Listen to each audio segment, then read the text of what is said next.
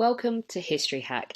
If you didn't know by now, we are the revolution. That means we're sharp, witty, lots of fun, but it also means that we're essentially the peasants in Les Mis huddled round a table in the corner of the bar with no money. If you enjoy the show, please do support us.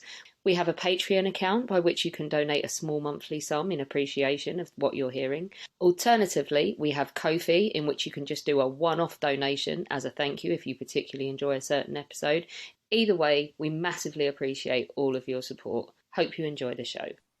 Hello, welcome to another episode of History Hack. It's Ancient History Week and I'm so excited. Chris, who have we got on?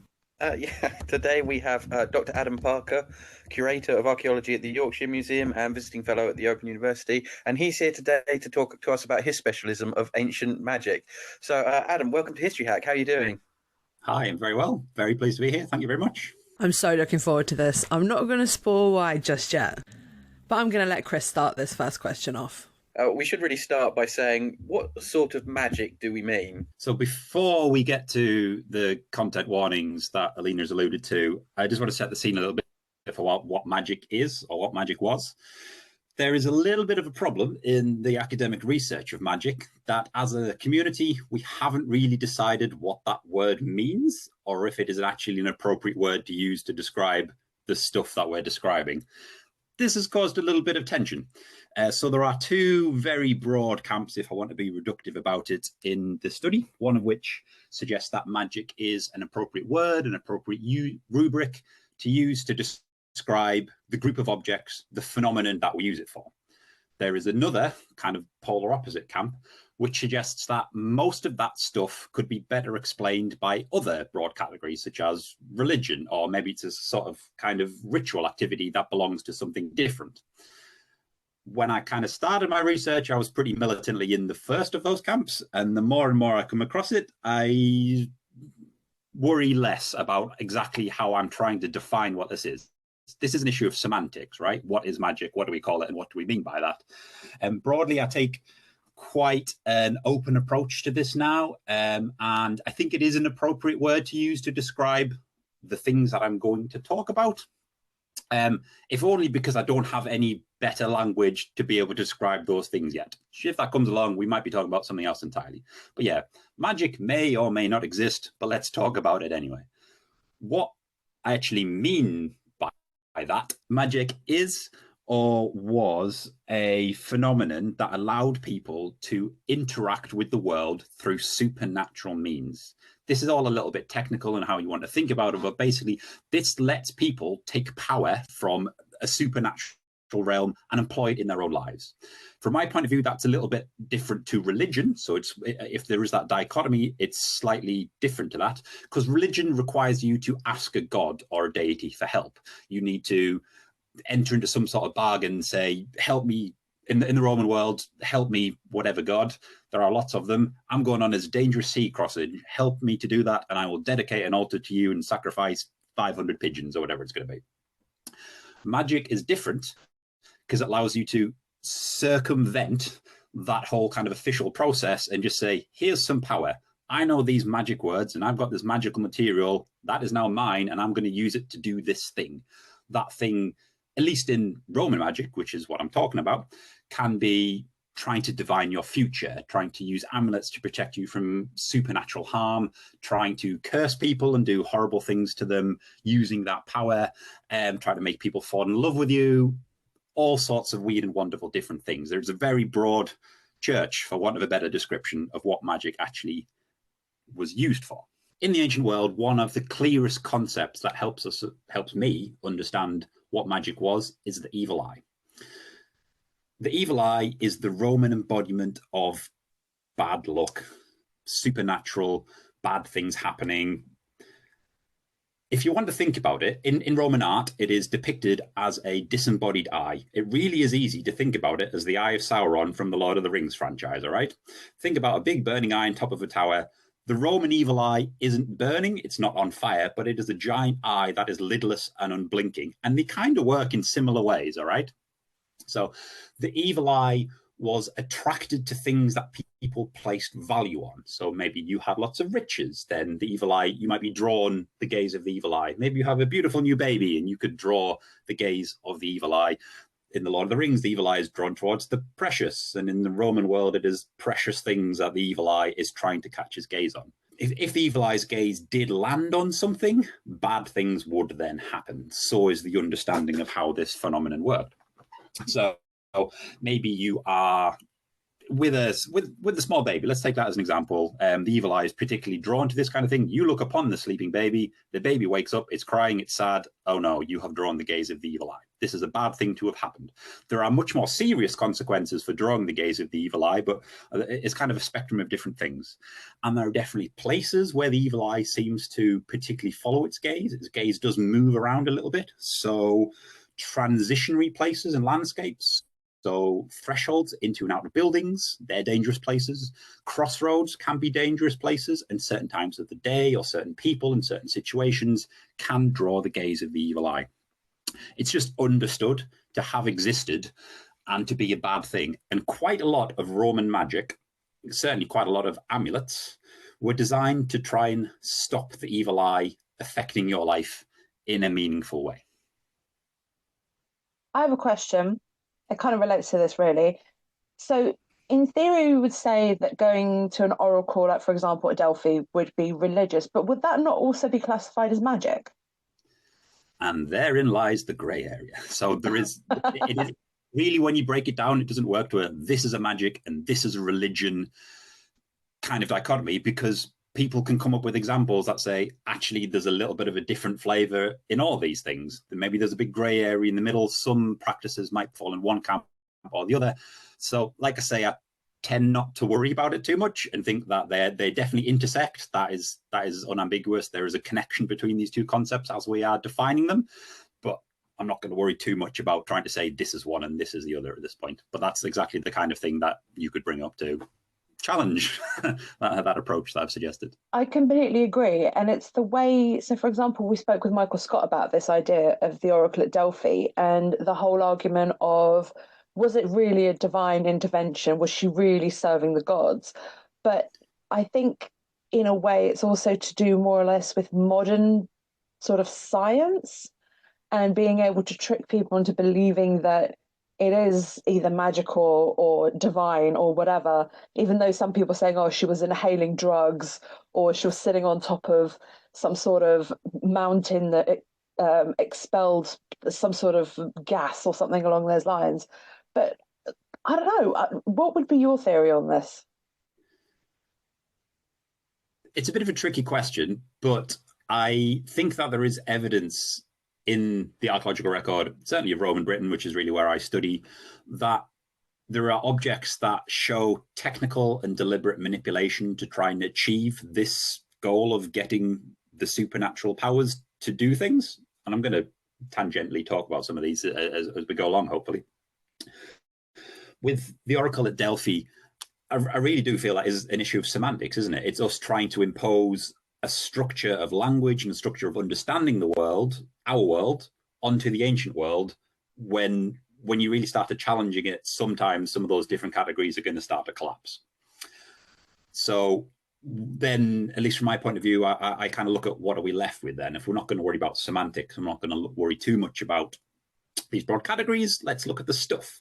Let's not take this as a top-down approach. Is this magic? Is this religion? Let's look at some objects, try and find some material, some evidence, something in the archaeological record in particular, and say, actually, let's look at that, let's address that, let's challenge that, and try and build this argument upwards. And that's really where a lot of my research interest comes into magic, is through objects, materials, and materiality.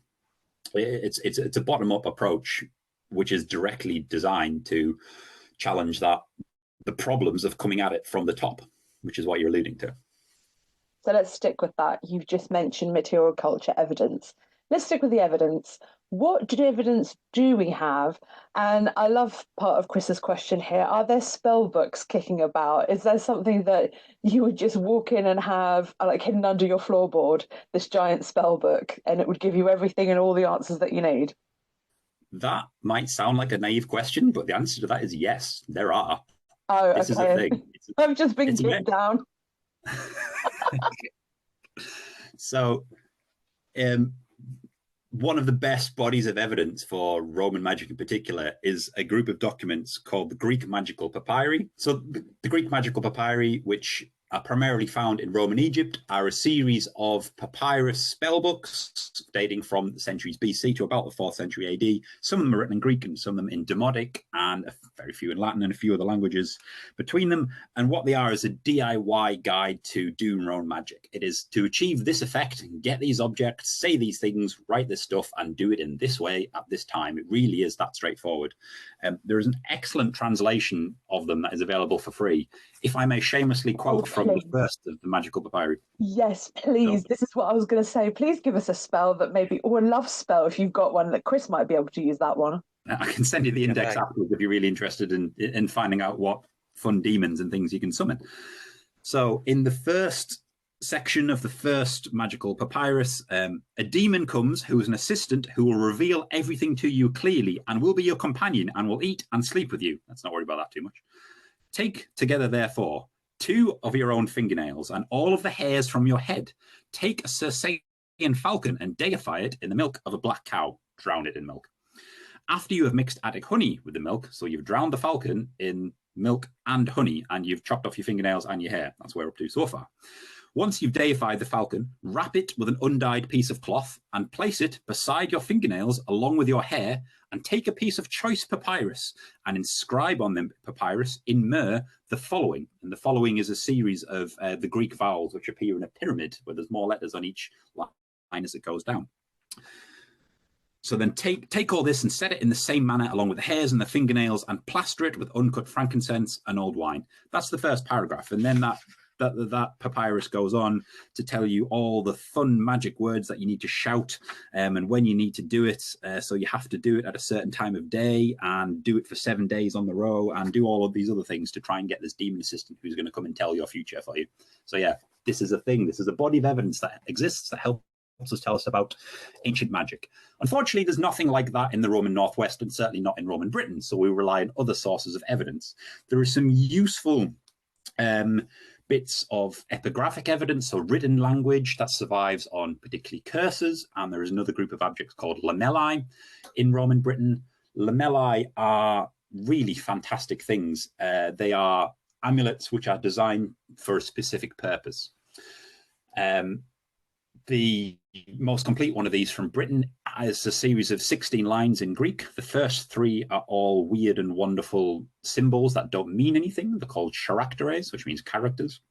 And they're meant to be nonsensical words, that it's just like arcane knowledge. It's just an extra little bit of magic bump that you put at the top of your spell. That's the kind of stuff that appears in the magical papyri. And then there's a series of descriptions basically saying this amulet is going to protect Terentia, the daughter of Fabia, during childbirth. And that is what that amulet is for. This thing was rolled up and it was worn in a little amulet case on somebody's neck. And that says this is an object that was designed to protect somebody. This is really what magic is about. It is about making a change in the world by doing this thing. That lamellae was protect that woman at that certain point in her life by rolling up the amulet and wearing it. It was during childbirth. And these sorts of bits of evidence are corroborated through various different other classical sources. Lots of the ancient authors wrote about things which we may describe as magic. They may have described as science or religion or history or other things with them. But we can unpick parts of this evidence. There isn't a complete picture, but there is a really useful body of evidence to draw on. As part of my PhD in the Open University, I made a catalogue of all the things that I think I could argue to have been magical from Roman Britain, and there's over 2,500 objects from there. So there's quite a big corpus of evidence that we can look at. And that's just one Roman province. So there are tens of thousands of magical objects to be found in the ancient world. So anyone that knows Alina knows that she has 2 favourite subjects. And the first one is the Holocaust.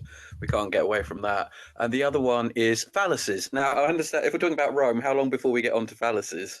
Very quickly, in fact. When we look at the evil eye that I mentioned is the kind of the embodiment of bad luck, there is a group of objects, a group of carvings and objects, in fact, from Roman Britain and the other northwestern provinces, which show the evil eye, so that the Eye of Sauron, a disembodied eye, surrounded by all the things that you can use to fight it. So it's the things that dispel it, the things that it's afraid of. And some of them are like weapons, so they're usually swords and tridents stabbing the eye. There's usually some bitey, fighty animals like leopards and big centipedes and scorpions and a raven. And then there are the other things, which are like definitely amulets, and one of them is always the phallus. So a disembodied phallus was one of the most widely encountered amulets in the Roman world. In that data set from Roman Britain I've just talked about, 2,500 objects, 500 of them were phallic. This works because the evil eye is basically a bit of a perv. When you're capturing the gaze of the evil eye, it's getting fixed on you, it's looking at you, and then the bad stuff's going to happen. In the situation that you've got a curious or really wacky image on it, it's going to get distracted by it. And this is what phallic pendants, phallic fingerings, and all the sort of amulets were for. They're meant to catch the gaze of the evil eye and will go, whoa, what are you wearing? And then it's not looking at you, it's looking at the pendant. And then you've captured the gaze of the evil eye. The Latin name for phallic amulets is fascina, which from where we get the word fascinate, because the gaze of the evil eye is fixed on these objects. That is what they're designed to do. There is an incredible piece of research of experimental archaeology by someone called Alyssa Whitmore. And in this, she got a phallic pendant from a Roman site in Britain called Piercebridge. That's in County Durham. And a sidebar, this is a County Durham accent, if you can't place what this is. So this is from near Piercebridge. She got this phallic pendant and she made a replica of it. And she got her partner to wear this replica, 1-to-1 scale, also in copper alloy, like the pendant was. And he wore this while he was doing some activities. So she put him on a treadmill. He went for a wander around the shops. He was playing cards. They were watching TV. They were just talking. And she filmed it. And then she reviewed all this footage and found that even though this little pendant was sitting on the guy's chest, it bounced about a little bit. But when it came to rest, it was always pointing outwards, because the phallus, when it's used as a Roman amulet, is always erect. I'm going to throw in a free fun fact, a new word, what I think is a new word to your listeners here, which is the word iphyphallic, which is a technical way of describing a phallus that is erect. I've had to have a research paper where I had to describe something as an iphyphallic zoomorphic macrophallus, which is a technical way of describing a big wang with wings and legs. This is the world in which I exist. Can I just say that is such a mouthful, no pun intended. So this phallic pendant, Alyssa's reconstructed phallic pendant. So it was iphyphallic, so it was erect, and it had a large pair of testes on the back of it. So it kind of like stuck to her partner when he was doing all these things. And through most of the time it rested and it was pointing forward. So it's like it sort of projects its power forward is how they're meant to work. I know this is daft. It's like it's a lightning conductor for bad luck. That is what these objects are for. As you move through the world, it is moving forward with you, pointing the way towards good luck and good health. You've just dispelled one of the biggest myths, and I get really annoyed when people ask me this, and they're like, "Oh my God, did you see all those like penises and like Pompeii? It points you straight to the brothel." On that specific point, that it is a lie. It is, well, maybe that's too far. It is received knowledge, and it is provably untrue. There's a very specific phallus that's in the floor. I can't remember what street it is. I'll tweet about it afterwards. Which points towards the lupinare. But this is a problem for several reasons. Oh, you got me on my soapbox now. I'll try and go through. I'll calm down and go through them in order. No, it's good. It's good. It's good. We like this. Keep going. For starters, when you do anything in Pompeii, there's a palimpsest problem. So you don't know which came first. This is a circumstantial relationship between a carving that's set into the floor and a building where that function has been identified. So you don't know which one of those is actually in relationship to the other. There could have been years apart and them actually being used, or I don't know, maybe one has been there for a century and then the brothel's been made. You don't know. More importantly, that's not what phallic carvings were for. There are hundreds and hundreds of them identified from the Roman world, and they appear in transitional liminal places. They're usually on gateways. They're usually on doorways.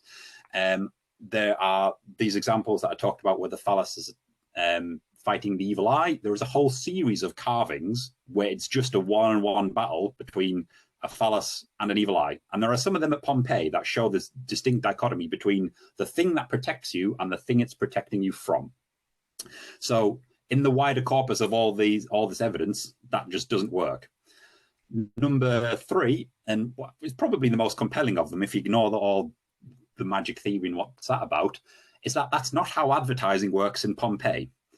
People scrawl on walls the price of prostitutes, of the price of people in a brothel. They have drawings of what they are. You don't need something that is so subtle that you need to look at this little thing in the floor and go, oh, that's where it's going towards. It would have had the function of that building scrawled all over the front of it. So it just, that's not how that works. And just one more question. Sorry, I'm going to keep going about the phalluses. Please do. I've seen charms that have a double-ended phallus. Is there something to do with magic or specifically luck when it comes to those double-ended phalluses? If I pull us back out a little bit to think about what magic was in order to answer that question, there is an element of magic which requires exoticness, arcane knowledge, weird and wacky stuff being built and added into it. The anthropologist Bronislaw Malinowski, who did a study of what magic, religion, and science was by looking at an ethnographic population. He lived with the Tri-Band Islanders for several years, and there's a phrase of his that is just lives rent free in my brain, which is magic can be categorized by, you ready for this? The coefficient of weirdness. Beautiful. It's a luxurious phrase, which basically just means is the stranger something is, the more magical power that it probably had. Come back down from that lofty tower to think about the doubled phallic pendant thing. It's kind of a doubling up of magic. It's making something so it's an image which is known to be an amulet. It's been doubled up with that, so that in itself is just naturally a ×2 is better, but also it's then creating something that doesn't exist in the natural world. So it's creating something that looks a little bit weird and a little bit supernatural. And particularly with phallic objects, this runs and runs and runs and runs. So you get weird things. So you get particularly phallic animals. So you'll get how many times can we say phallus in a podcast? So we have a phallic beast, which for the benefit of your listeners, I'm drawing with my hands, with 2 big lion legs. It has a tail, which is also a phallus. They have a mammalian phallus between the legs in a, for want of a better word, normal way, and they have wings on these things as well. And they just get, the stranger and stranger they are, the more magical power these might have. With phallic things in particular, they are supposed to be a little bit funny. There is another element of fighting the evil eye, which is laughter. Laughter is the best medicine. You're probably familiar with that aphorism, but in the ancient world, there could be power in that idea. If that you are in a stressful situation, maybe you're in one of those crossroads and the danger of the evil eye is on you, and you look across the street and you see a wind chime. This is what I'm actually describing. This is a tintinnabulum. It's a phallic wind chime from Pompeii Herculaneum. This weird thing, and you go, ha, funny. Or maybe that is all you need to do to be able to dispel the power of the evil eye, because it's brought a little bit of joy to you. Are the funny phalluses the best phalluses? What a question, and one that I've never been asked. I don't know. Well, I mean, here's a phrase I've never said as well. All phalluses could be funny if that's what they're supposed to be for, as amulets. So this idea that the lightning conductors, that could be linked to it as well, that there are all these people wearing these daft amulets and it's supposed to be a big in-joke across the Roman Empire. We could even go that far. The thing that we can counter this with a little bit is that it's not just about them being funny things, it's about them being disembodied human parts, which are kind of powerful because they're generative, they create more people. Is that there are also female sexual parts that are used as amulets. So we have vulvate mounts. A mount is a technical archaeological description, which is a thing which attaches to something else and we're not really sure how. So if we know it's on a belt, it would be a belt mount. If we know it's on a harness, it'll be a harness mount. So in your mind's eye, imagine a thin sheet of copper alloy, about 3 centimeters long, and it's hexagonal. So a hexagonal a hexagonal plate of copper alloy, and in the middle of it there is an oval. That oval is domed, so it's sticking out from the back, and it has a longitudinal incision all the way down its long edge. So it looks a little bit like a coffee bean. That is what a vulvate imagery looks like in Roman Britain, and certainly in the northwest provinces.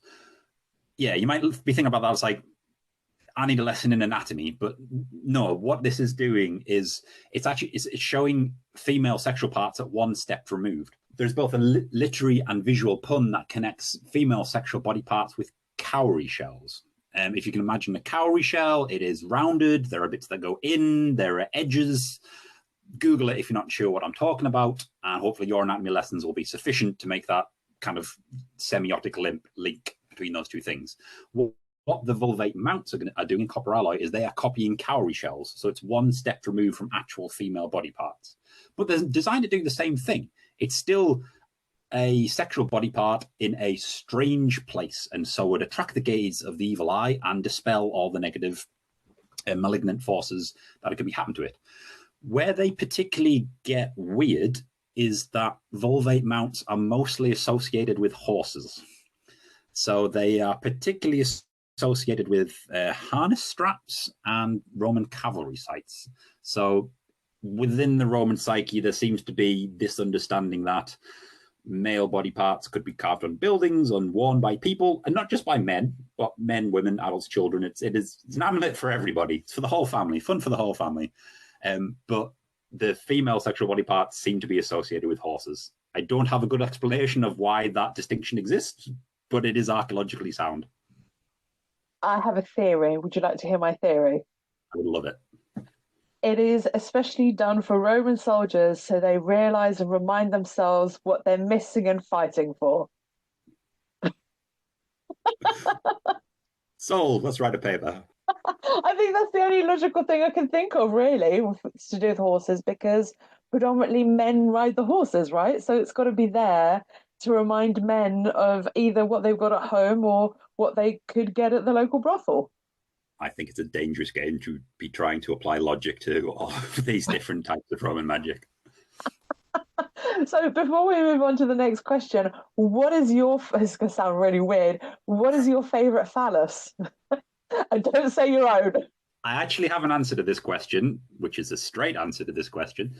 There are a group of amulets in the Yorkshire Museum, Museum Accurate, hooray, from a site called Catterick in North Yorkshire.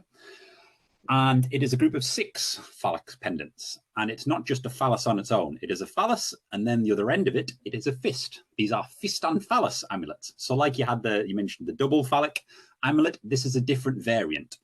The fist is showing a symbol of a clenched fist with a thumb underneath the forefinger. This is the manus fica, or mano fico. It means the fig sign. It is a rude gesture in the ancient world. It is also a rude gesture in some parts of the Mediterranean world today, so don't go around doing it if you happen to be on holiday whilst listening to this.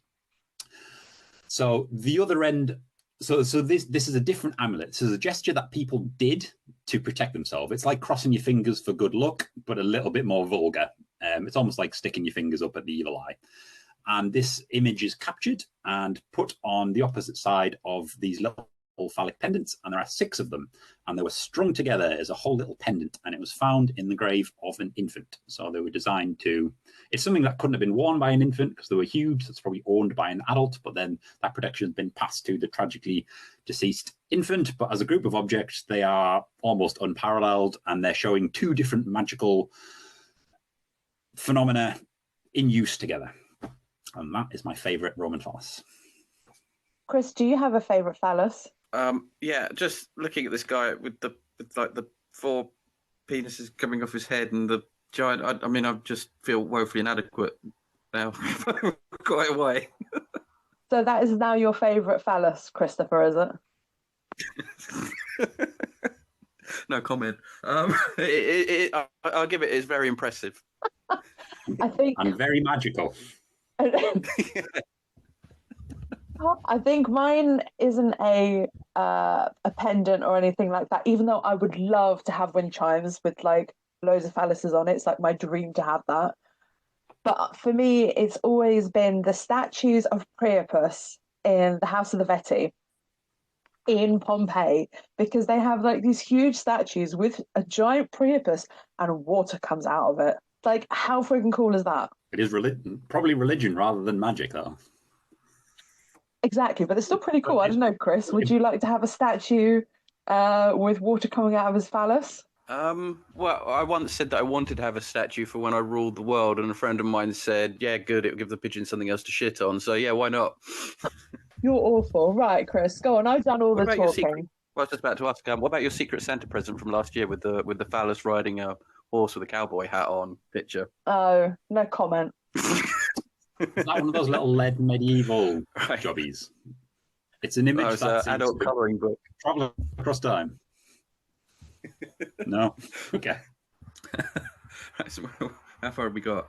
So is there any evidence of well, you kind of mentioned it already, but is there any other evidence of magic protecting children as well as adults? There's a few different types of amulets that you can use to protect children as well as adults.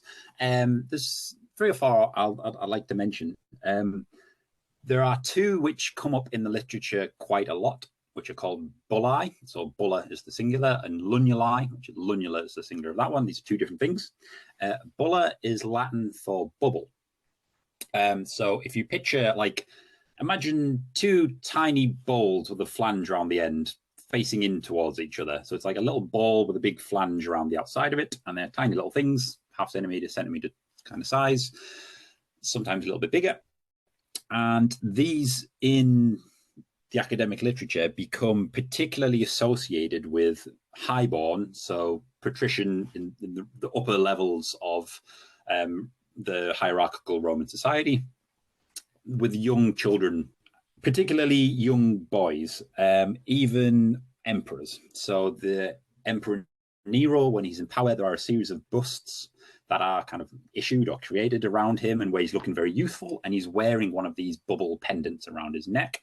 And there are also some carvings of young boys on the Areopagus in Rome, and various other things that kind of really show high status young lads wearing this thing. And they turn up in the archaeological record. Nearly all of them from the 1st century are made out of gold. So gold in Rome, the Roman Empire, is still quite rare comparatively when you look at all the other materials, and particularly all the other metals. So there is a financial value in that material. Where this all falls down a little bit, this kind of traditional review of what these amulets are, is that they're associated with young boys who are quite from rich families, is when we look at Roman Britain. So the evidence from Roman Britain has 7 or 8 different bullae. Only one of them is made out of gold, and it's not from a useful context. The others are made out of silver and copper alloy, and these are visually exactly the same things. But they are not associated with young boys, but with the graves of young adult women in the 3rd and 4th centuries. So young women who are 18 to 23, in that kind of broad age bracket. What this suggests is that there is a probable use of this pendant that's associated with these rich kids. Then at some point over the Roman Empire, as time drifts, the use of those amulets has changed, that it gets repurposed for a different group of people. Now, there's some recent research actually that looks at what is inside a bulla. It's not just the shape of the pendant in itself. It's an amulet case. It's a capsule. It contains a material, a magical material. And there is various bits of evidence from across the empire that include weird little coins, so like a tiny clipped coin, rose thorns, snapdragon seeds, various different nuts and stuff. And so it's not just the image of the object itself. When I talked about the 1st century and the imperial statues and that is, so it's the image of that with the emperor that makes it powerful. But obviously how this object is really being used on the ground is slightly different. Is that it is capturing something. It's got a powerful little object that is hidden inside of it. It may not even be known to the wearer what was in those objects. Presumably somebody's put it in at some point, but we don't know. a lot where it's been bought like that, or whether it's been specifically crafted. But because of the different contents of those sort of objects, that suggests that it might have had a different use, that maybe it's protecting against different harms, maybe, I don't know, migraines, growing pains, toothache, whatever it's going to be. That we lose that information in the archaeological record, but the point I'm trying to make is when you actually look at these objects from this bottom-up approach, we can challenge some traditional understandings of what they're for. The second group of objects, lamellai, lunuli, the second group of objects, lunuli, are almost always made out of silver or copper alloy in Roman Britain, and a lunula is a crescent shape. So imagine the crescent moon, but on its edge. So the little arms point down, and there's a little suspension loop at the top of them. There's incredible series of portraits from the Fayum in Egypt, which include pictures of people whilst they're on their mummified caskets. So the Fayum portrait paintings. There are several of these portraits that show young girls and also adult women wearing a lunula pendant on a choker quite tight around the neck. What the lunula is supposed to be doing is it's an image of the moon. Now we can stray into religion here a little bit. So the moon is the domain of Selene. So we have Sol and Helios, and Selene. Selene is the moon goddess. She is particularly associated and sometimes interchangeable with Diana, the huntress, famously the virgin huntress in Roman mythology. I mean, virgin in that she has lots of female consorts rather than male consorts. So, you know, Diana is particularly associated with protecting young women. She is their protector. That is one of her domains. And these objects are meant to channel that a little bit.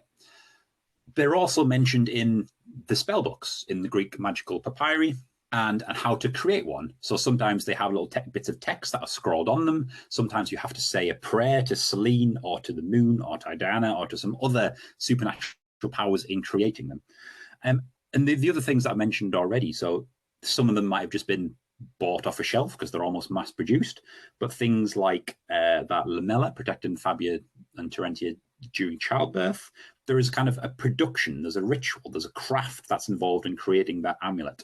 And when you're looking particularly in the protection of children, there might have been a real process, a real curated, bespoke approach to try and get that amulet right to protect something which is valuable, which is the kids. There are a couple of other different kinds of amulets that we get that are associated with infants, one of which is pierced teeth, particularly canines. Canines, in fact, dog canines, dog teeth, the sharp pointy ones, the biting teeth. And these things that pierce through the top, both in the classical texts and in the archaeological record, they are associated with infants. And these things are described as pendants which are used to protect during teething. I first came across these things several years ago and written various things about them. I have quite recently in my life had a teething infant, and it has changed my understanding of how these objects worked. So there are suggestions that they're supposed to be worn around the neck, and this kind of would work, but infants pick up things and put them in their mouths and chew them. That might have provided some pain relief in these objects as well. But there is also a magical concept, which is like cures like. That's probably what these pendants are designed to do. So they're taking the sharp, biting, pointing teeth. These are the pain-causing teeth of a certain animal, and they're putting it onto a young infant who is experiencing pain. And maybe that object is meant to channel the pain, take it away. Maybe it's the act of removing it caused pain, and that pain is disassociating the child's pain. All these concepts could kind of work in the Roman psyche, like that. There is a logic to that in the ancient world, that you cause this pain now and it stops this pain later. And we find them throughout Roman Britain. The final thing in this category is a group of objects I want to talk about called crepundia. Crepundia are amulet sets. These are some of the most amazing pieces of evidence for magic in Roman Britain, because it's just like a group of really cool, weird and wacky different symbols. There's a beautiful group from Colchester. There are 3 different groups from Colchester. One of them has a lunula on it. different jet beads, some amber beads, some other coloured things as well. What Krapundia is supposed to do is attract the evil eye, basically, by having all this weird, garish stuff brought together in a single group of objects. They're really fascinating things. No pun intended. Another group of Krapundia that I'm thinking about comes from a grave at Butts Road in Colchester, and this includes a unique amber figurine, which probably depicts an African bust, probably a woman. It contains a tiny phallic pendant with wings. It contains 3 pierced coins of various different emperors, the oldest of which is of Hadrian, so it was 300 years old by the time it went into the ground. It contains a tiny little bell. So we mentioned tintinnabuli as wind chimes and the sound of laughter, but also just the sound of bells making noise could be magical as well. And all these, and there are beads associated with this as well. And all these things together, they are individual different amulets, but they've been brought together to create like an ultra powerful magical object. This is that coefficient of weirdness. Have all these weird, wacky, important, bespoke things brought together to do magic. Did different rocks and gems have different magical properties? So this is exactly like the jet and the amber and the Krapundia that I just mentioned. Yes. And again, there's weird and wonderful things. So different materials were understood in the ancient world to have different properties. You only look at the work of Pliny the Elder to be able to find some of those kind of links between what natural materials were thought to do. In Roman Britain in particular, there are several different types of stone which were thought to have power. I'll start with gemstones if I can. So gemstones, semi-precious stones, were often worn in finger rings, so settings in gold, silver, copper, or iron rings, and these are super common finds from Roman Britain. There are loads and loads of them all over the place. There are a very small group of them which are magical gemstones, and they incorporate some of the elements that I've already talked about. So weird arcane words, magical symbols, and these things are all brought together. There is one in particular called the Welwyn charm. So it's from Welwyn. It's in the British Museum. And it is one of the most complicated objects that I've seen. It is about 1.5 centimeters tall. So it's a ring setting. So it's a tiny wee thing. And on it, in the center of it, there is a tiny carving of the goddess Isis. On the left, there's one of the Egyptian goddess Bes. There's a lioness on it. There are 7 Greek vowels inscribed around these figures. There is a 7-toothed key on the top of it. There is a uterine symbol, which in the Roman world looks like an octopus.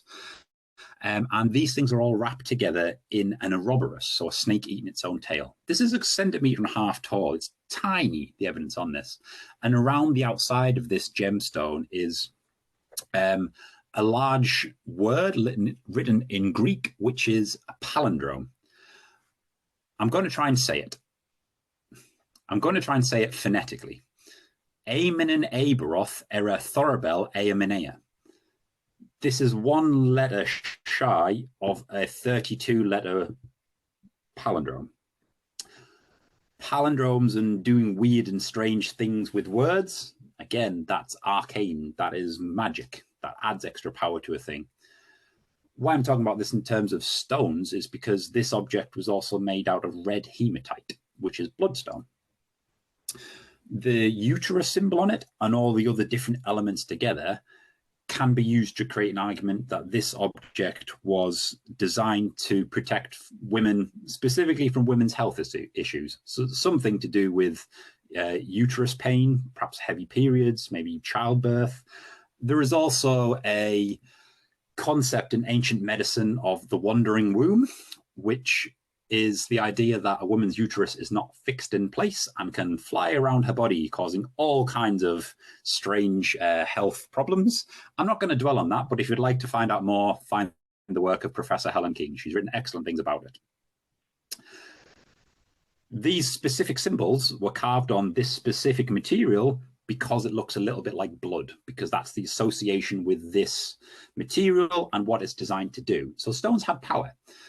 There is another different type of gemstone which is really popular and really widely recorded, but not from Britain, from places like North Africa and the Middle East, which is a yellow gemstone inscribed with a scorpion, and that's designed to protect you from scorpion stings. And there are other different types of these objects which protect you from drowning, that might protect you from headaches, protect you from, there's one that protects you from backache, which shows a guy leaning over cutting corn, and he's got a right angle in his spine. You don't want to have that, so you wear the gemstone to protect yourself. These are really common objects more widely. We stray into what is magic and what is religion a little bit when I introduced that the most common gemstone in Roman Britain, worn on fingerings, depicts the god Bonus Aventus. Bonus Aventus is the husband consort of the goddess Fortuna. Fortuna might be a more familiar concept. She's the goddess of good luck. She's good fortune. Her partner, Bonus Aventus, is the god of good things, good times. And people obviously resonated with that and wore fingerings with this god on it to try and get good things in their life. Different stones had different powers. That is one conclusion to draw from this. In Britain, there are two types of stone which are particularly associated with magic, and that is jet and amber. I mentioned these under Crepuscula. Jet, or Whitby jet, which is something that you might be familiar with, it's an endemic material. You find it on the east coast of Yorkshire, on the beach near Whitby, unsurprisingly. I personally find it better a little bit further south of that, Robin Hood's Cave, that kind of area. Jet, Whitby jet, is a black Jurassic coal. It's probably made from fossilized monkey puzzle trees.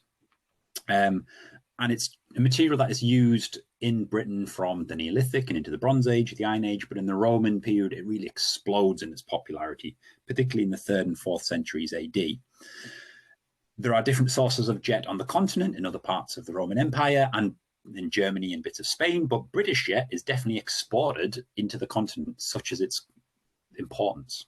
Now, jet has power because of its natural properties.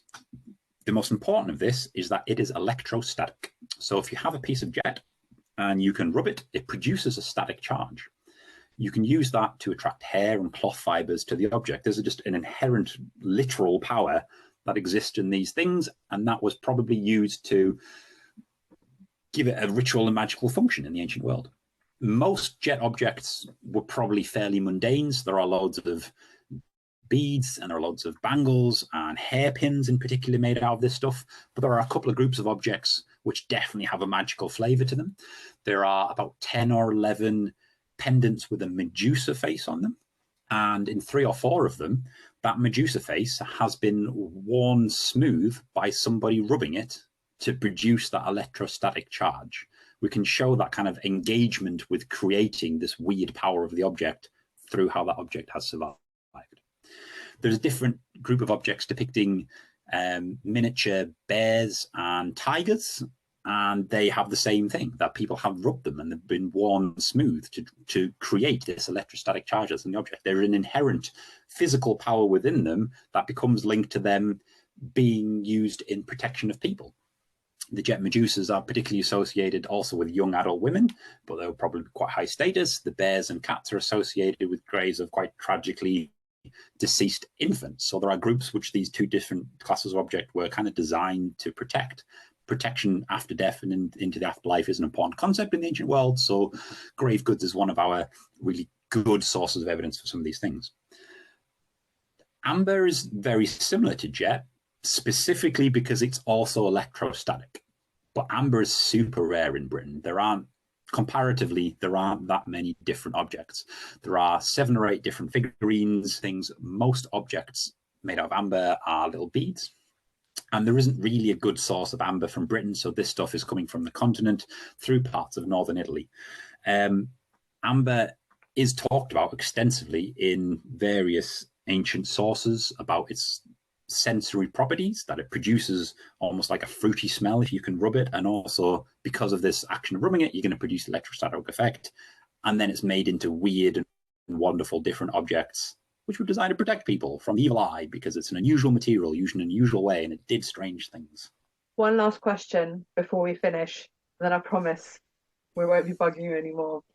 I'm interested to know if any of these objects we've been talking about have been found in any of the Laras. So basically, for people that don't know what that is, basically altars of worship at home. Can we find any of those in those places at all? I'm not sure of direct kind of material culture evidence that links one to the other, but certainly the use of bulli, the bubble pendants, there is some literary sources that suggest that once the young boy, as we can prove it's not just young boys who wear them, after the young person has finished using them, they have to donate that object to the household gods, to the lares. So that might have been placed in that sort of situation. It is likely to have been family amulets, things that are passed down between brothers and sisters, generation to generation, particularly if there is a link between that object working. If it was effective, if it was efficacious, we know that that pierced tooth pendant stopped the kid having teething pains. Let's keep hold of that. Let's pass it to somebody else. Let's keep it moving down the line. So power of objects as well can become associated through kind of curating them, through their own little object biographies. So if they are going to turn up in that situation, I'm afraid I don't really know about that, but it's entirely possible, and I wouldn't be surprised to find that happening. So, Adam, this has been slightly detoured through phalluses, but really, really interesting. If people wanted to learn more about this, what sort of books should they read, or where could they find you? I don't have any specific work now to plug, but you can find me on Google Scholar if you really need to, and on Twitter and Blue Sky. But I want to promote the work of two colleagues of mine. So if you want to have a really good understanding of some of these things I'm talking about, go find The Scent of Ancient Magic by Britta Ager, which is a sensory archaeology, which is really exploring kind of human sensory engagement with what magic was. And also find Living and Cursing in the Roman West, Cursed Tablets and Society by Dr. Stuart Mackay. Because I haven't really talked about cursed tablets. I've mostly talked about amulets, and cursed tablets is kind of the counterpoint to this. Cursed tablets is how you use magic to harm people, and you'll find all that in that little text as well. Or we can just ask you to come back and do it. Very happy to do so. I think that is a good plan. What do you think, Chris? Yeah, absolutely. Amazing, Adam. It's been great having you on. Thank you so much for joining us. It's been a pleasure. Thank you. Our incredible guests give us 45 minutes of their time to join us and talk about their work or their new book. This is just a small taster.